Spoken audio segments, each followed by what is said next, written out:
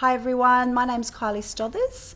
I'm a Jarwin woman from Katherine in the Northern Territory, and I'm the Workforce Development Manager at Indigenous Allied Health Australia. So the Health Fusion Team Challenge is really all students are competing against each other. They get a complex case and they're working in that complex case about how they would care for somebody back home in their country. So IAHA has been working really hard to grow and support our Aboriginal and Torres Strait Islander university students from across the country.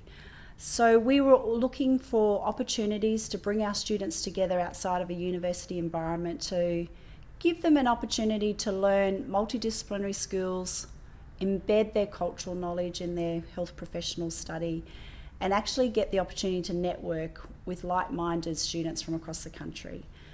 We found there was nothing happening in Australia that gave our students that opportunity, so we developed something 6 years ago in partnership with QUT, who have the rights for Health Fusion Team Challenge Mainstream. So we've been running this as our 6th year. After 5 years, we thought we were working in a collaborative way. We'd really like to expand this and invite an international perspective. So we're very excited that this year is the first time we're running, an international event, which is being led by an Indigenous organisation for Indigenous health students.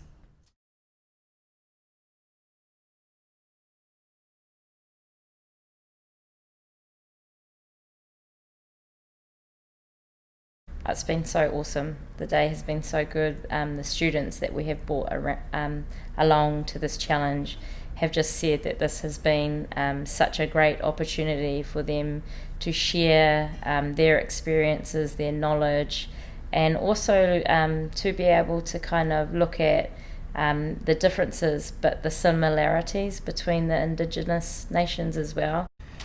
I was really excited to come here because I remember doing case studies when I was a medical student and how important that is. You literally remember those particular cases, and you're really good at cases that are just like the one that they're being given. And it's an exciting time as a student. You just really learn to embrace your work. All of it's very challenging. It puts you in a scenario where you're in the real world that I don't usually get. But most of all, I can draw back on my ancestors and what I know and bring it forward into the real world, into a Western world, into a model that's alienated or forgotten a lot of that. And it also embraces knowledge we've lost, and we bring that forward. So it's been a whirlwind of an experience. The fact that we get to talk and learn from so many people from so many cultures and backgrounds and so much knowledge too.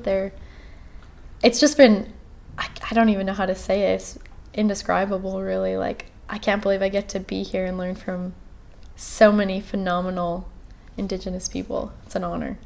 This has been a great opportunity to start to have joint up conversations about, what are the things internationally that we want to be doing together in terms of moving our Indigenous people forward in terms of their health and well-being. So yeah, it's been awesome.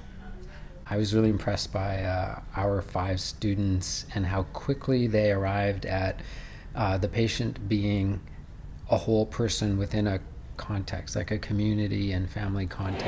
G'day, my name is Hannah Kane and I am from the Kamilaroi tribe from Maori, but I predominantly grew up in the Butchulla country up in Harvey Bay.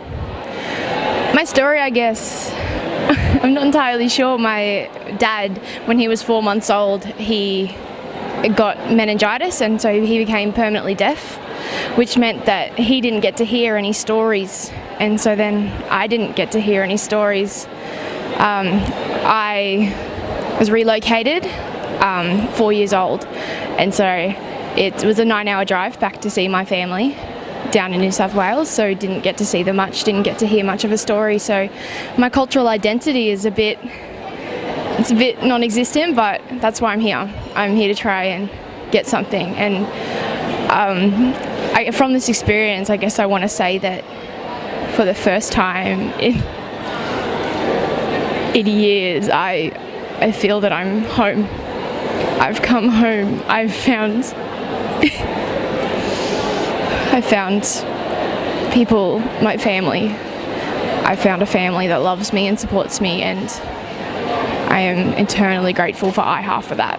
That's why I'm here, why I'm studying OT, to be able to help people, much like me, be able to, get back to doing things. And it's like where I'm at right now. I've found something that, it's now an enabler for me. I can go out and I can discover stuff about me that I never did. I met family today for the first time, never ever seen them in my life, and they're like, oh yeah, we live down this street, and I was like, I was in the street next to you, what is that? So yeah, that's my story. I don't have much, but it's going to grow, it's going to continue, and hopefully with the help of IAHA and the conference and everything like that, I'll be able to find my family again. Thanks everyone, thanks IAHA.